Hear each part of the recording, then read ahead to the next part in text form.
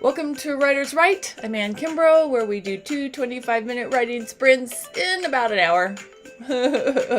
Sometimes they take a little bit longer, but the writing sprints are always 25 minutes, so there's that. How is everybody this fine Friday? Yeah, it's Friday already. It is. That's what everything tells me. Let's see.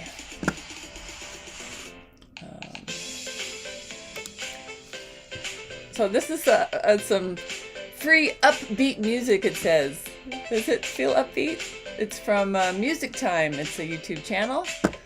We'll see if it might be a little too peppy for writing. Yeah, it might be. Okay. All right, yeah. Gosh, trying to log into chat. It's a constant issue. I don't understand it. I just don't understand it. All right, I think I'm there. That was like 4 times the charm. If I could type. All right. So, what you guys working on today? I gotta figure that out myself. I don't know. Maybe something. Let's see. Hey, Sergio. Thanks for all the sunshine and flowers. You working today? How's your script coming along? Andrew! Oh my gosh, Andrew's here! Yay! Hi, Andrew. I'm so happy that you're back. How's life been treating you, man? Let's see. Whoa. All right. This is way too peppy. This music. It's a little loud too. Yeah, we missed you, Andrew. It's funny that you say Andrew. My maiden name was Druin. So if I wasn't careful, my name sounded like Andrew. Andrewin.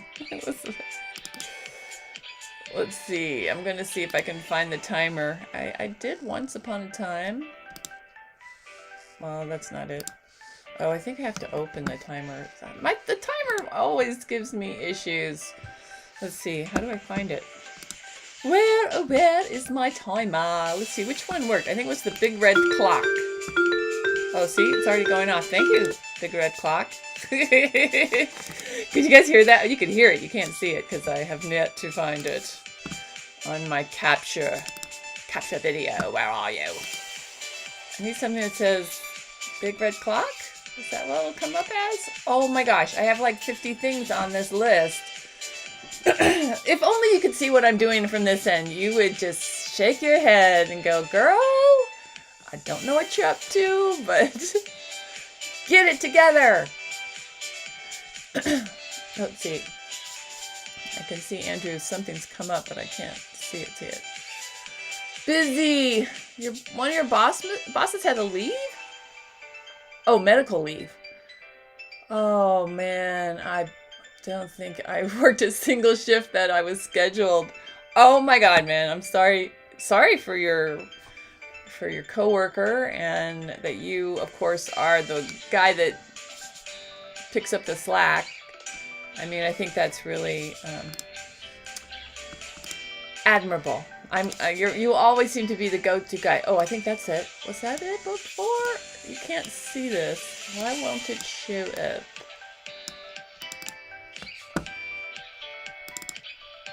She shakes her head, wondering. Oh, there it is. Big red clock. Ta-da! I found it. All right, I'm gonna get it started, and we can chat, of course. But on your mark, get set, right! I mean, I don't want to jinx this clock, but so far it's worked. And I'm glad that anybody that has come, especially Andrew, can do some writing with me. I have... Sergio always has to work. Let's see. Are we staying with this music? I want to, but I can't. Oh, Allie's here. Hey, girl. All right. There's a better one. This is basically the same. Max Relax. We'll do this one. It's a little better for writing. Unless you had like an action scene in your story. Okay. Oh, let's see. I jumped ahead. Well, Allie, I'm glad you're at least here. Are you going to write with us today?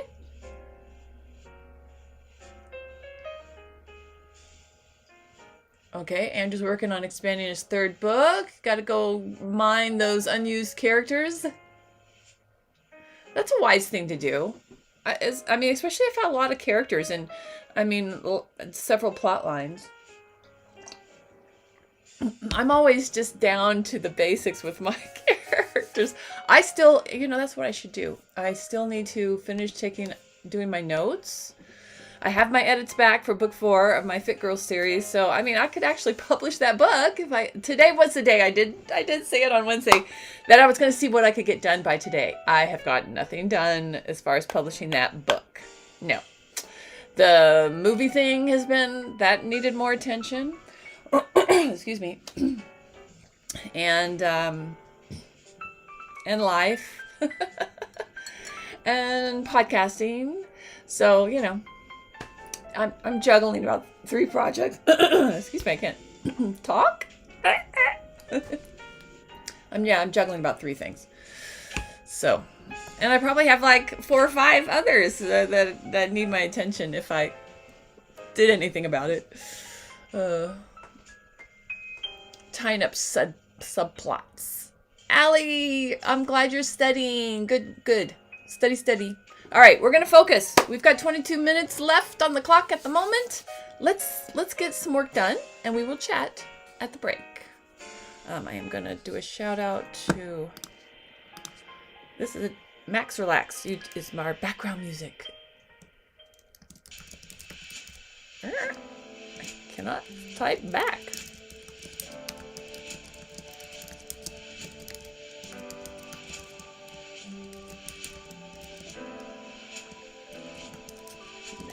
I like that name, Max Relax. Victoria! Hi, girl! How are you? I'm glad you've popped in. We are actually going to focus today and get some writing done. So, yay! Victoria's here to write. I love it. I feel the synergy when we're all here. It's great. And hopefully, some new people will join us along the way and feel it too. We do get a lot of people that watch after the fact. But, leave comments. If you're watching after this has been recorded, please leave a comment. Let me know that you like these and want me to keep doing them. I was thinking about today whether I should still be doing them on Wednesdays. Because usually, Allie and Sergio are very good to pop in. But it seems like Wednesdays that it's not as good of a day. And I'm wondering maybe I shouldn't be forcing it. Mondays and Fridays might be enough. So let me know what you think. Would anybody care if I didn't do them on Wednesdays? All right. Where are my stuff? No. There it is.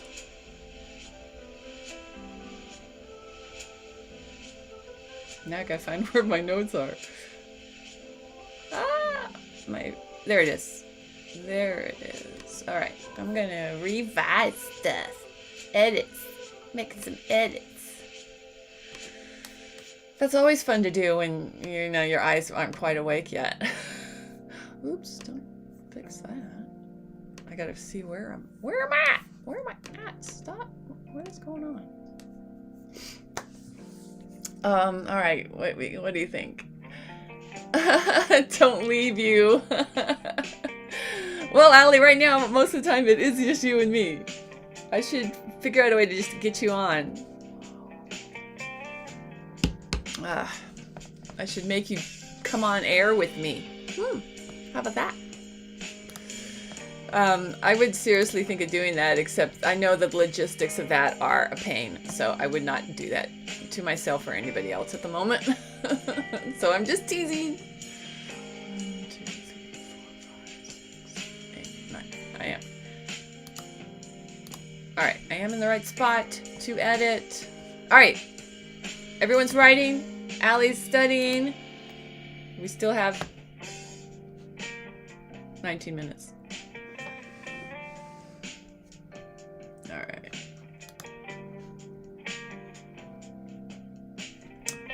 I just put too many commas in. Victoria can probably remember. Or then I don't put one in.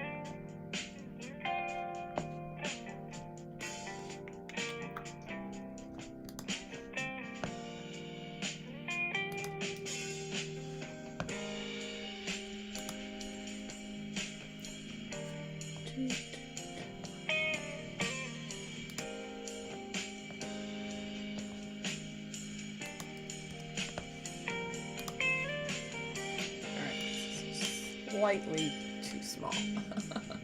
Ah, that's fair. I'm gonna miss things if it's too small.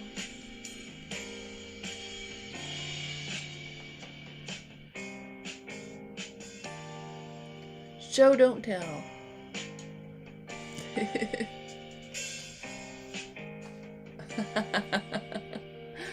Yeah, spelling. I honestly, I realized commas were an issue for me, and I have like gone back and studied very recently. I obviously haven't really retained it, but I found like an online free classes about how to understand your comma placement. I mean, it was made for children, but it was the basics. So I mean, I understand where I'm going wrong. I think my problem is I can't. I really have to consciously evaluate my comma placement or lack thereof, and that's the part that takes a lot of time. I mean, I would have to go to every comma and go, is that right? And that would be a waste of time. So I catch what I can, and then I have great readers like Victoria and my friend Tina, and they help me be a better comma placement person, or non-placement. I do both. I put them in too much, and sometimes I put them where I don't put them where they need to be. Such is life. Okay. I'm going to try hard to find another spot. It's just... Alright. Right away, people. You should be writing. Just waiting for me to do something silly, I guess. I honestly assume that most people that come here to write actually mute me when when the timer's on, which would be very, very smart thing to do. Okay, hey, no comma.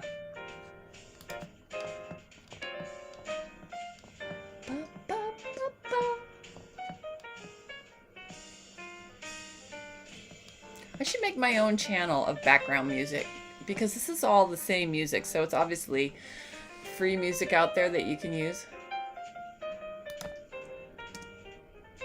And gets a big idea. It's like I have an idea bubble. I'm trying to get the picture. I just had an idea. So I need that light bulb over my head. I can't get under it properly. I'd be right where the clock is.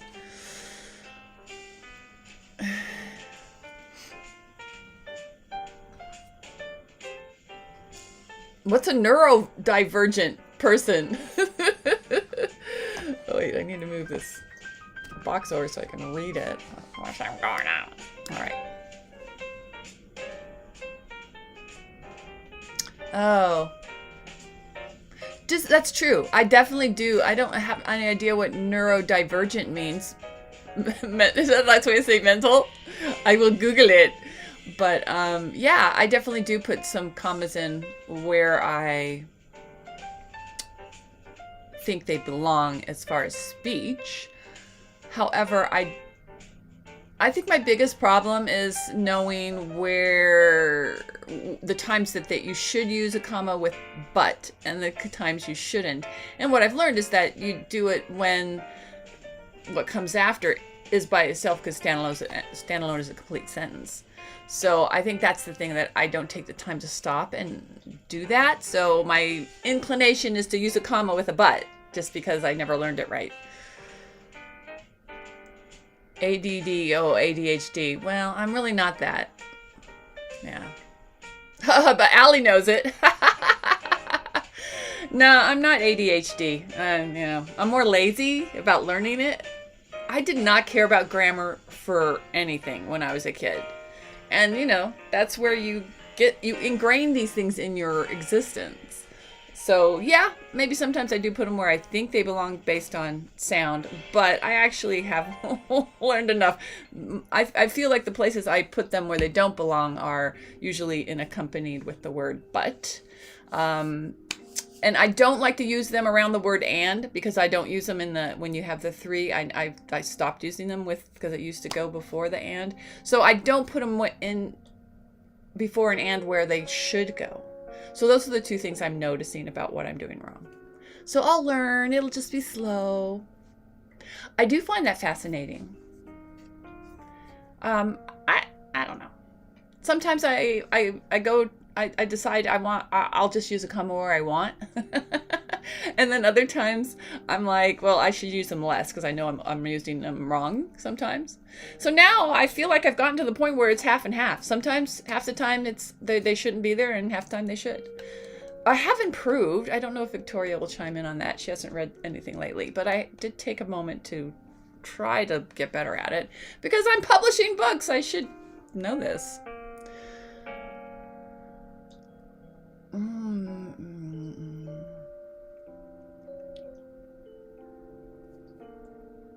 Well, thanks for that. Thanks for the definition, Allie. Yeah, no, I don't think I am abnormal or extreme. Not in that sense. Hopefully with my writing, but not abnormal. Abnormally great? I'm more egotistical at the moment, I guess.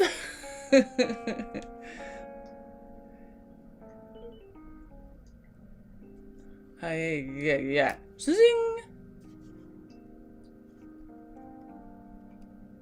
Oh, I hear you on that, Sergio. I do that too. Scrivener reads. That's my, before I send it out to anyone, I do that.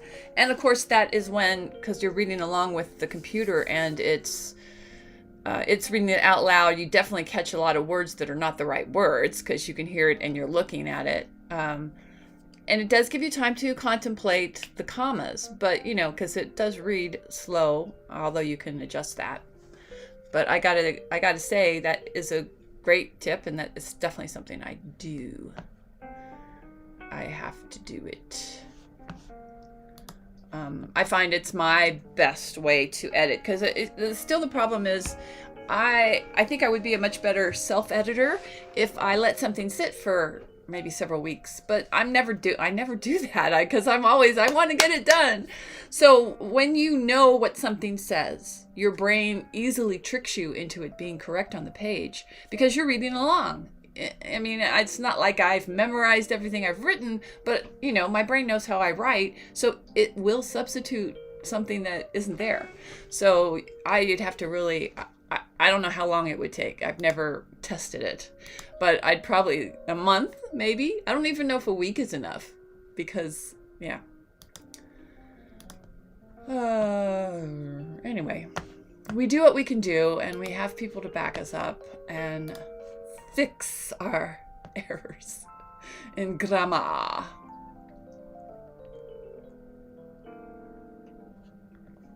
See, that's a good one.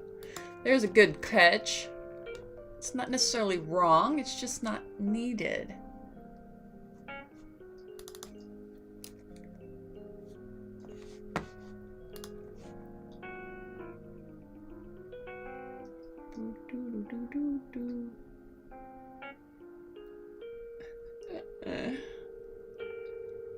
Hey, way to go, Allie. Good job. Is that part of what you're studying, that you're doing some English skills? Or is that a class you're suggesting that I should take? I didn't think you were studying English, but I don't know. They could be in general practice.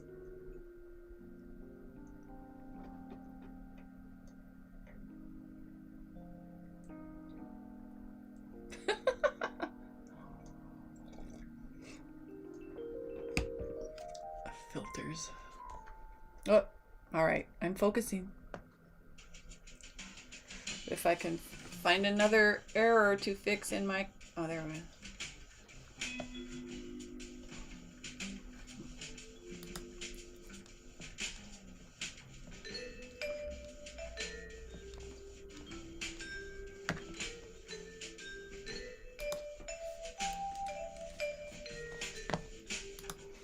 It is interesting to see the same mistakes that you make over and over again. Or I should say consistently.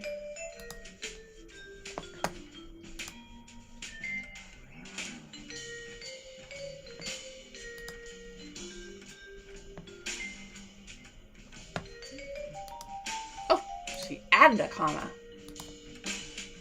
Shocking! See? It's both. I go both ways. Let's see. Only 100 more. Whoa!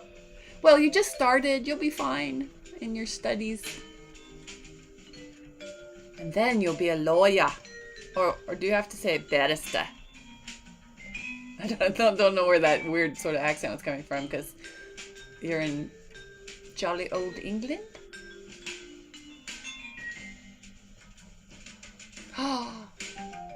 By the 30th of this month?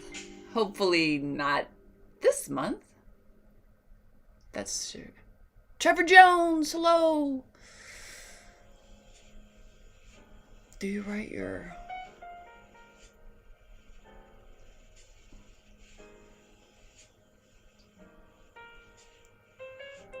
I know a lot of people that use Evernote. No, I do not write my treatments and synopsises in Final Draft. I'm actually on a beta team for Final Draft, and I know it has a lot of features I don't use. And it's mostly because I'm so ingrained in it's so much easier to just do it in Word, or I don't know. I'm working in Pages. Pages is worse than Word is easy. But anyway, it transfers over, and I transfer between computers. I work in different areas.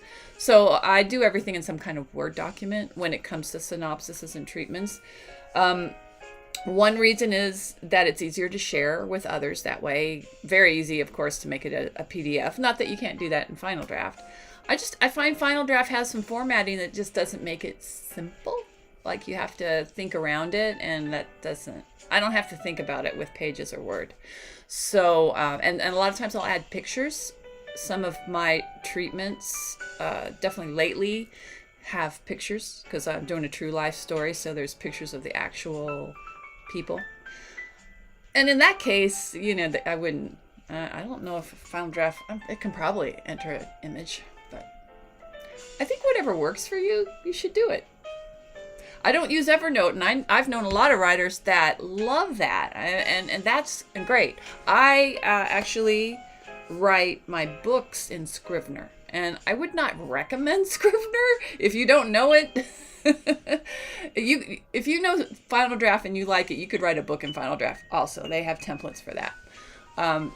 But actually, though, when I get down to actually writing, so anything from a synopsis, a treatment, through the beat sheet outline, I personally do in like Pages or Word. But when it comes to writing the script, I would use nothing other than Final Draft. It makes no sense to use any other program for me because it formats everything. And so that's for writing books. I use Scrivener because for the same reason. It formats it for when I publish, and I self-publish, so I constantly feel like I might as well format as I go, save time. You don't want to write it all in Word and then put it in there. So I'm formatting as I go, and I make all my corrections directly in that. And you can print it off also in any format you want to share with others. Where is this word?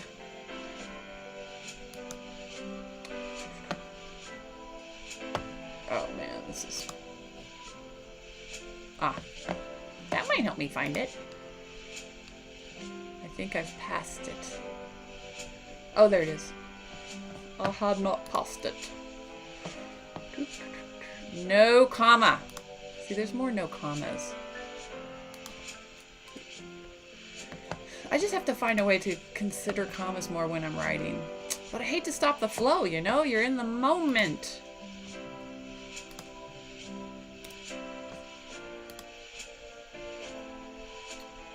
Alright, there's a bunch.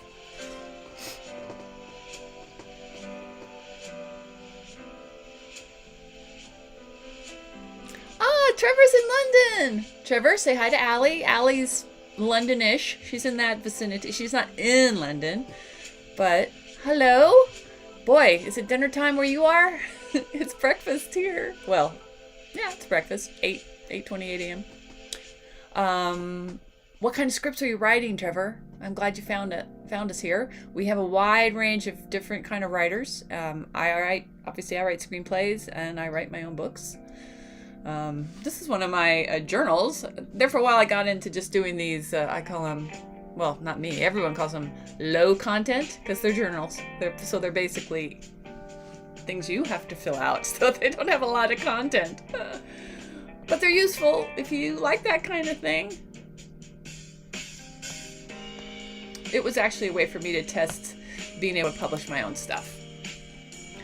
So, I have other books that are books that you actually read.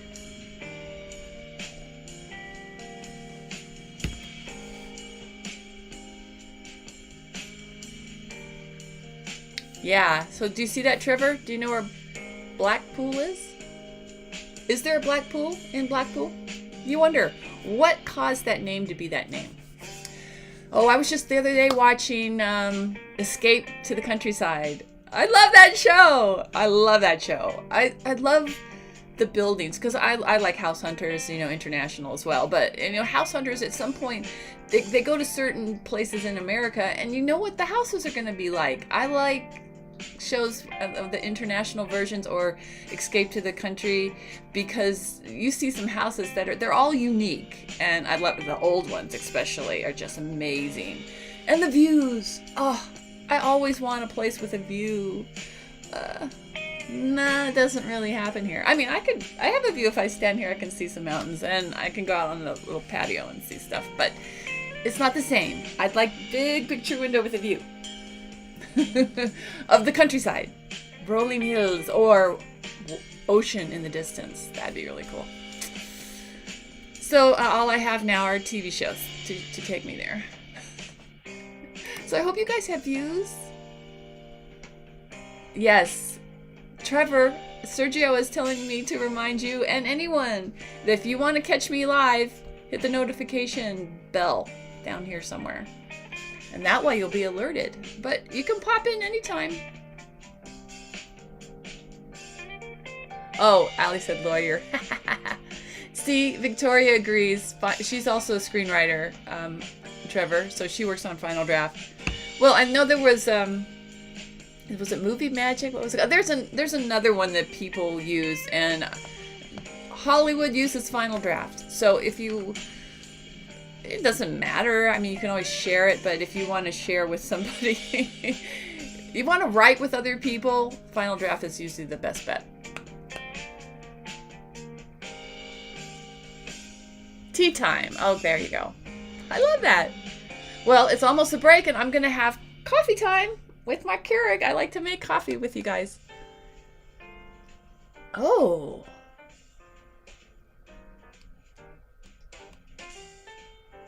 How cool. I love what you're working on, Trevor.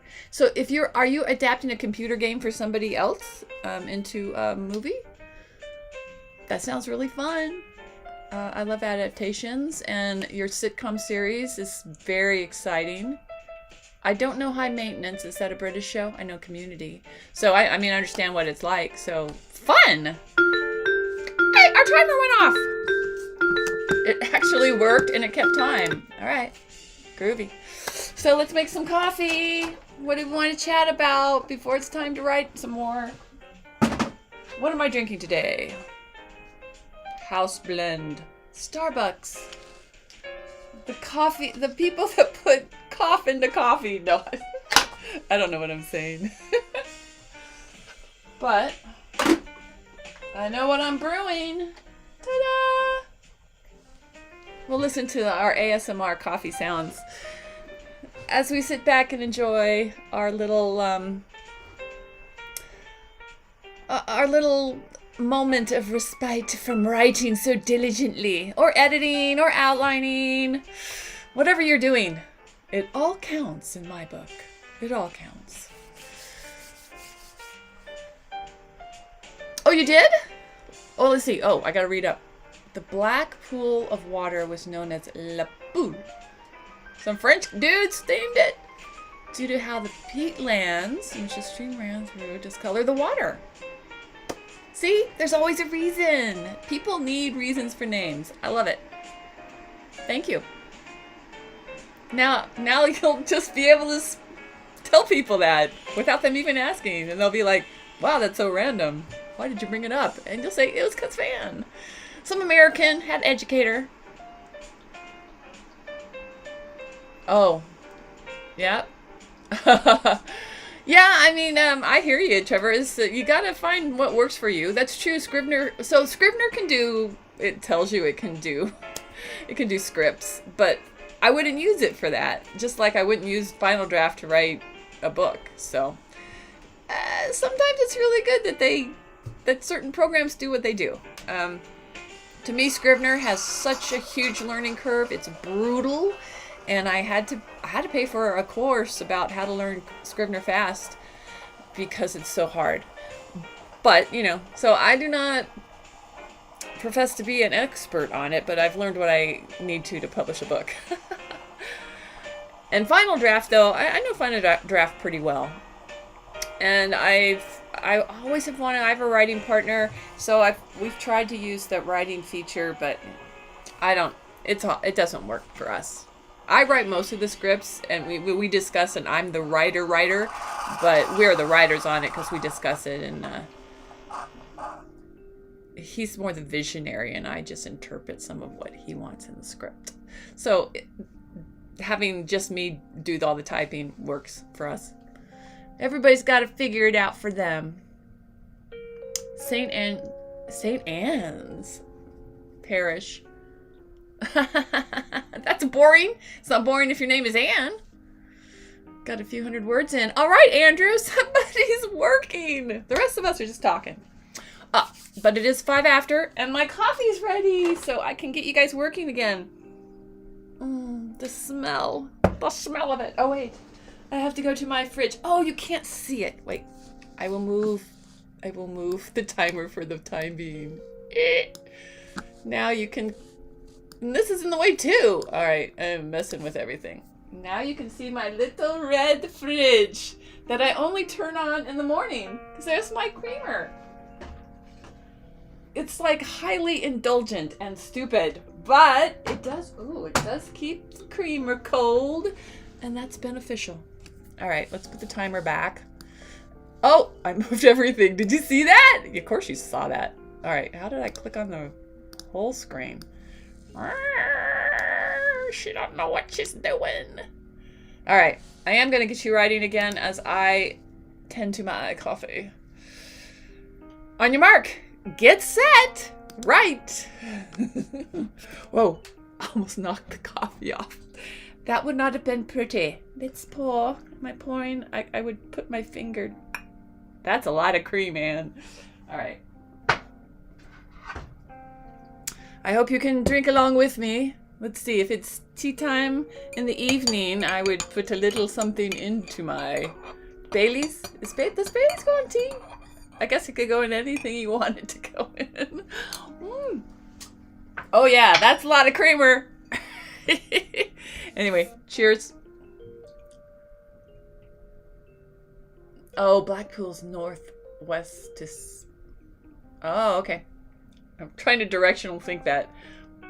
To me, everything's just straight, so that would be totally wrong. But I'm silly. I'm sure she's saying I'm silly. Let's see. Ha ha ha.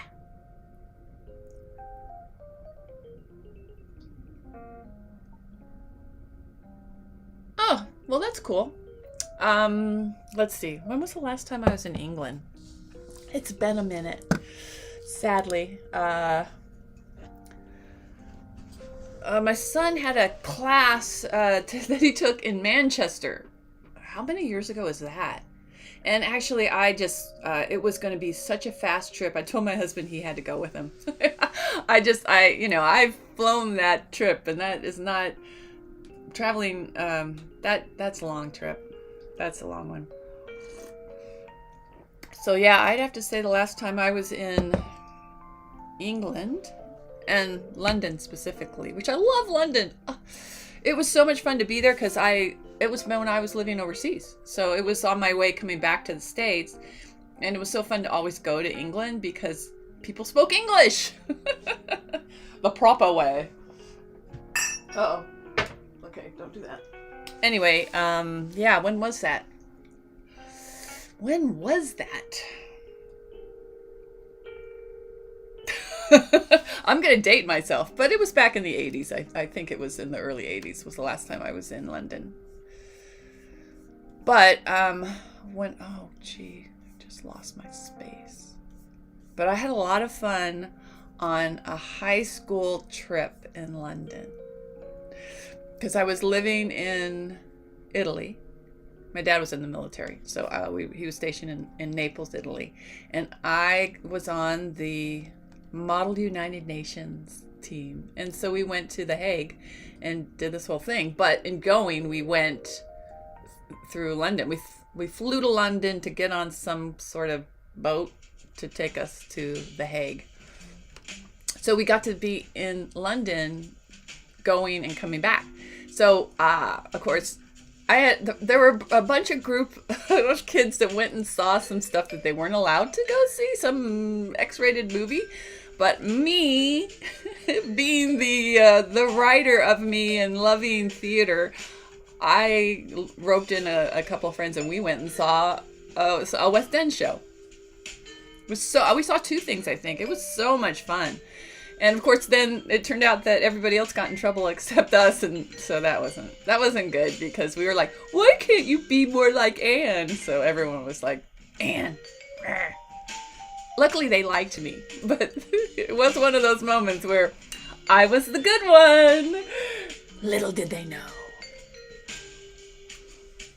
That was a trying trip. One of the girls, when we stopped at a rest stop in London, we all were on this bus, and of course it was on whatever side of the street it was on. We had to cross the street to the restrooms, and she looked the wrong way and she got hit by a car. It was totally her fault. She stepped right out in front of this car. This was on the way to catch what was that boat called? It was like a ferry, but not a ferry. It was called something else. Okay, people are telling me. Do you see my banana? I do have a banana back there. I was going to eat it. I'm starving, but it just seems wrong to eat a banana on camera. There's just something wrong about that.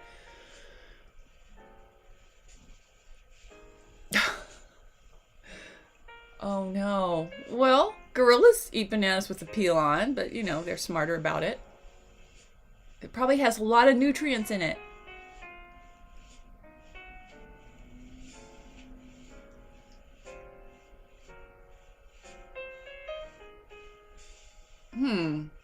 Dan Harmon's Story Circle. I do not know Dan Harmon, and I thought I knew everybody that was out there pitching their way to do things.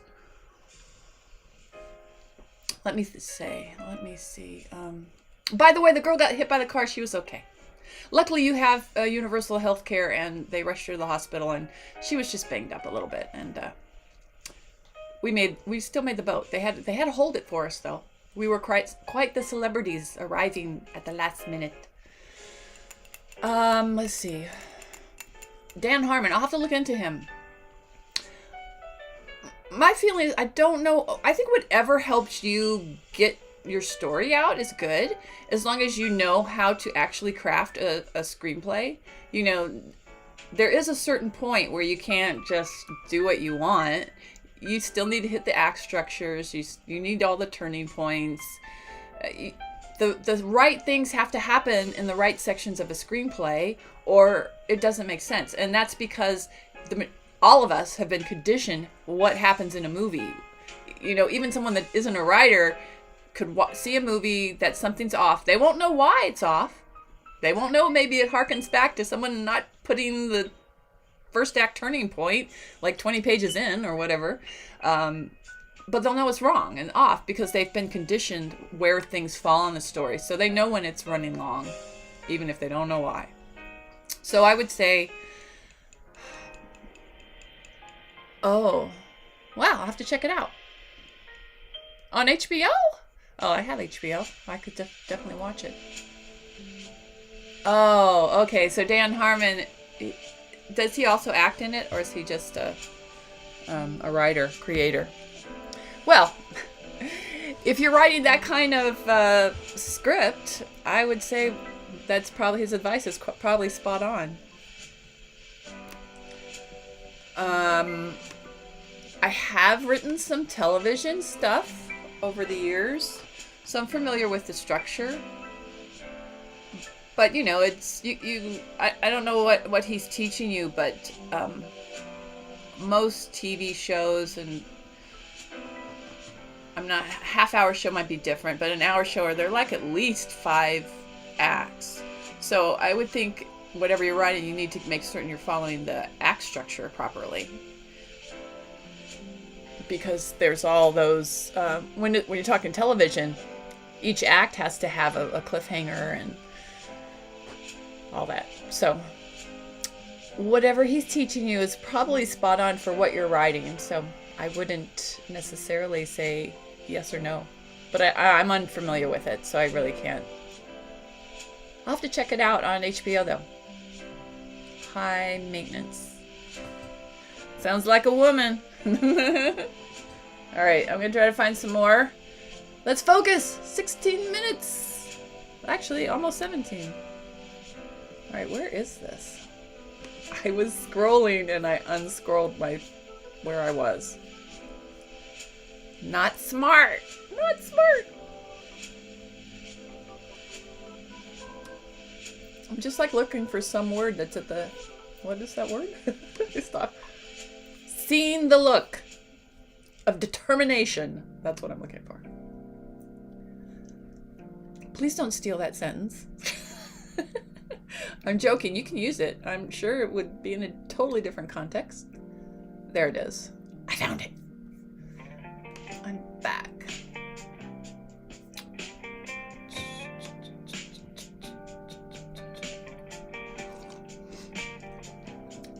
Well, one thing I always do if I'm writing a script, that it's really helpful to, especially television, it's very helpful to find comparative shows like you have, Trevor, and I time them. I watch several of them and I time the act breaks and I write down what happens in that act break or in that section of the script. You know, plot-wise, what kind of thing is happening there. It's a really good way to structure what you're writing to fit that model. And get back to what I'm talking about, how we're all conditioned when we watch movies and TV shows to expect certain things happening. And we've all been conditioned over time because we're TV addicts. I at least am. To know when things fall, even if we're not writers. So we might not know why something just feels off or we don't quite like it, but it's usually because somebody's maybe breaking that mold somehow. So you gotta be careful. You have to follow the patterns of storytelling that are common now. I mean, I watch some old movies and you'll see how the patterns have changed. They've changed a lot. And if you read some old scripts, I mean, I remember when I first was in Hollywood, they have a really great museum. It's some sort of basically a museum, but they also have an archive of screenplays. I forget which one it's at, but you can check them out and sit there and read them. And I read, what did I read? Oh my God, I'm not going to remember, so I can't tell the story. Chinatown. I read the original script by Robert Towne. Robert Towne, yeah. I think I was the author. Anyway, of the script. Screenwriter would be the better term. Anyway, that script was so cool. I love the way it's written, but you can't write a script like that today. And my first script I wrote in that style, thinking that's what screenplays look like. I was a little dumb. I didn't do my research. But you know, it was a fun way to read. It was an easy read. The way it went was great. That's also if you ever read a Shane Black script, you know his scripts. I found out later. I've seen Shane Black talk back in the day, and he's a very charismatic guy. But his scripts are highly. The early ones are the most popular ones, like the Lethal Weapons, and they do a lot of ad-libbing. Those actors did a lot of ad-libbing, and he was cool with it. But he used to write his scripts like he was talking to the reader. Like, you see this, and these guys are cool. You'd want to hang with them. He says all this like inner dialogue that you would never write into a spec script today. But you know, it was the Shane Black way of writing, so it was very cool. It's very fun to read his scripts. And I always thought it'd be cool if you could figure out some leveling of that to make it your own when you write. But I don't know. Maybe now you could do it, because I don't know how many current executives have read a Shane Black script. Probably none. You know, because his heyday was back a bit in the 90s.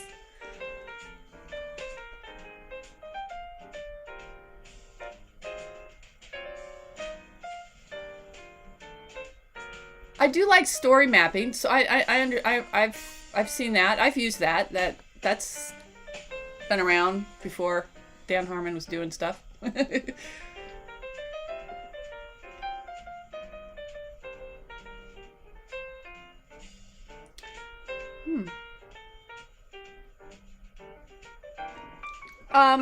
Well, I would say, Trevor, that why not try it? I mean, if it helps you, it helps you. I mean, don't go down a rabbit hole and spend too much time with it if you decide it's not working. But it's always great to understand your own style and how you approach things. But to me, a circle map, you know, I've done them in times. Like, I've done them about characters. So to me, to do them on a big scale I get lost, because my brain doesn't think that way.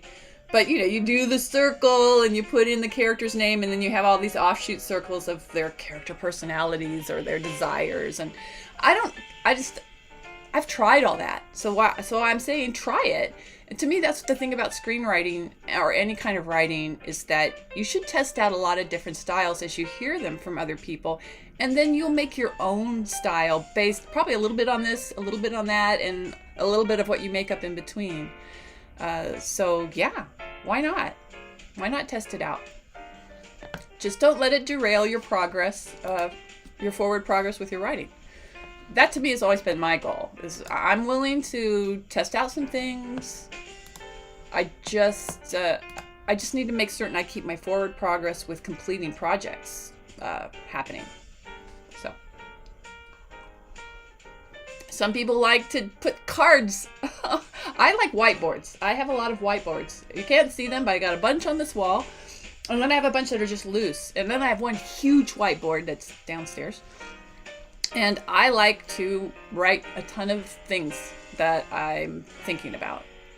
And I will tell you something, all of you, this was really cool. I heard it recently talking to a director this week we were working on the screenplay, and this director is very interested in the script, and he wants to be. He's not ready to attach himself to the project, but he does want to be part of it at some point, and he wants to be part of it now. He doesn't want us to walk away from him.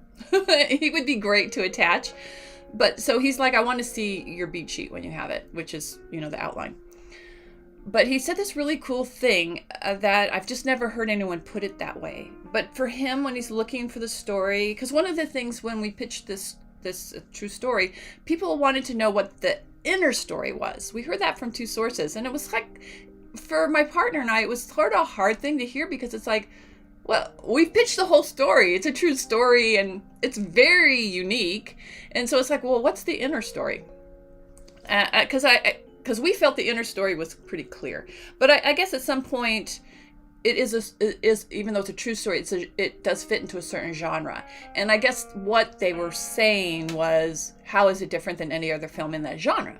which I understand that, but I also feel the true life aspects of it are very different. So that answers that question. But so we pushed him a little bit on that to get, what do you really mean? And so he said this really cool thing. He said that he always looks for the awful truth in a story. So his example was that he was working on a story once where this guy was an Olympic runner. And so the awful truth of the story for him was that this runner's mother was a great runner and she really wanted to go to the Olympics. And so the awful truth of the story, he felt, was that she actually wasn't meant to be an Olympian, but she was meant to have a child that became an Olympian.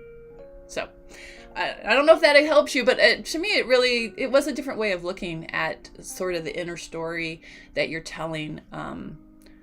In many ways, maybe the heart of the story, maybe that aha moment at the end. I think in that example for the director, that sort of came out at the end. Then that would be a nice little tag to put on a story.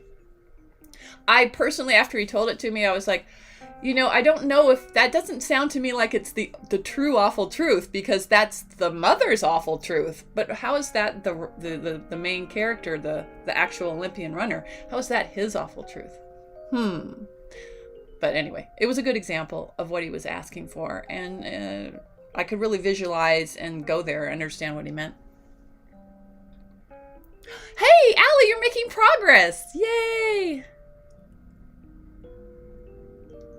So I guess this whole unit is English? Oh my gosh, you're gonna be like so good. I'm gonna come to you for my comma questions. Oh, Christopher Nolan. I hear you, Trevor. Yeah, he's amazing.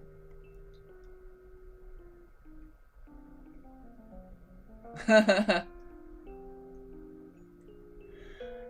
I agree. I'd be interested to read the article that you read about Christopher Nolan.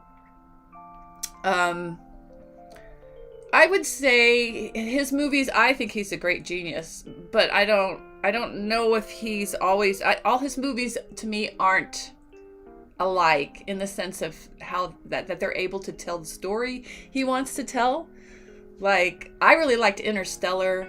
My son liked the one before that. What was the one before that?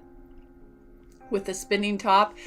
I mean, I found it one fun to watch, but and Tenet,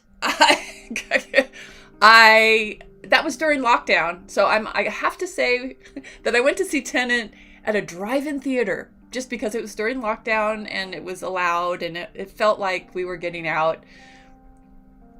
But I hadn't been to a drive-in theater in forever, and it was the worst experience for watching a movie. We couldn't hear it really well through we were listening to it through our cell phones, and it was a lovely night. So we had like the windows open, and my husband's car can open the roof, which he never does. So I made him do it. I'm like, why do you have a car that has a sunroof and you never open it? So it seemed perfect. And it was perfect. But there was a nearby helicopter flying around, also making it hard to hear. So that being said, I found Tenet totally hard to follow. And it was mostly because I couldn't hear all the dialogue. So it is on HBO now, and part of me wants to watch it again. I mean, I love the actors in it, and I do feel like it didn't get a fair shot with me. But at some point, I understand the logic. It was one of those I had to go home and Google the ending because I left. I didn't watch the whole thing because we were just like, we can't hear this. Oh, and people started to have a fight in one of the cars behind us. So we're like, let's leave. So we left. We left early. I can't remember last time I left a movie early, but we were in the car already, so why not drive out? But I do feel like that movie is probably the source of that article. It was too trippy. They tripped you out. And I don't know what the point was. I'm sure I had some idea what the point was back when I watched it, but I've like totally forgotten it now. So I could almost watch it again. But part of me says, should you really? Do you have time for that? No, I do not. Oh, how much time do we have? Oh, 4 minutes. I rounded up. It was close to 4. I'm glad you think Shane Black's amazing. I'm happy to say he's a really cool guy. He was very... It was a small group. It was like it was a very small screenwriting thing in Vegas. And I just stumbled upon it. And he was the big draw. I was so new at it back then, I didn't even know how great he was. But he was so cool. And of course, once he got talking, you heard his credits. So, I mean, obviously I knew. But...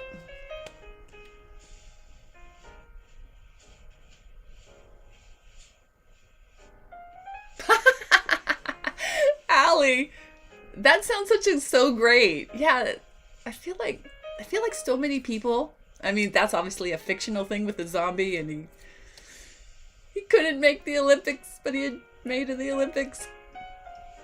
That dang zombie apocalypse, it ruins everything. But I do feel a lot of people have stories of almost making the Olympics, because that's tragic. You know how much work you have to put in to almost make something. I mean, at least with writing, I've almost made money.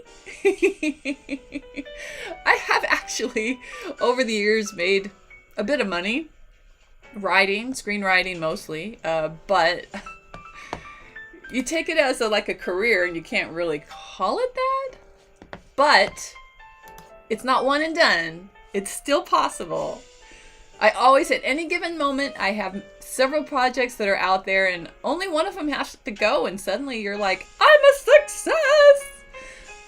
So up until that moment, I'm just going to tell myself I'm still a contender. I'm a contender. I actually went to high school with a guy who made the Olympic track team. Or, I guess you wouldn't call it track team. I was in the track with him in college. High school.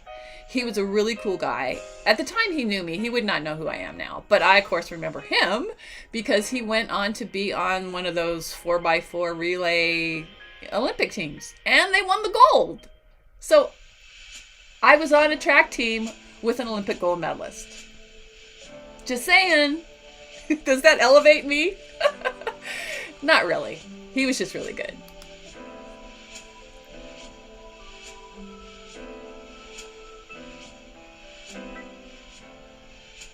Inception, that was the one. I mean, yeah, I guess it was coherent.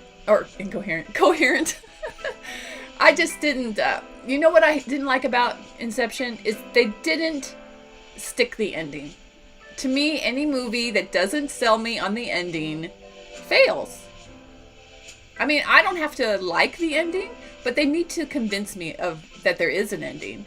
And I feel like that movie left it up to the viewer to decide what the ending was. And I don't like that. That, to me, is a cop-out. So that's why I don't like Inception. My son loves Inception. The following. I have a feeling I saw that, but it's so long ago I don't remember it. Memento. To me, Memento was really good, but it was like it's such a screenwriting trick.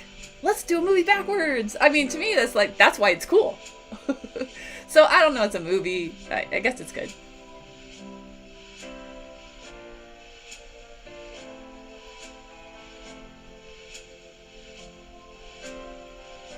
I'll have to... Who wrote the article or where was it? Do you know?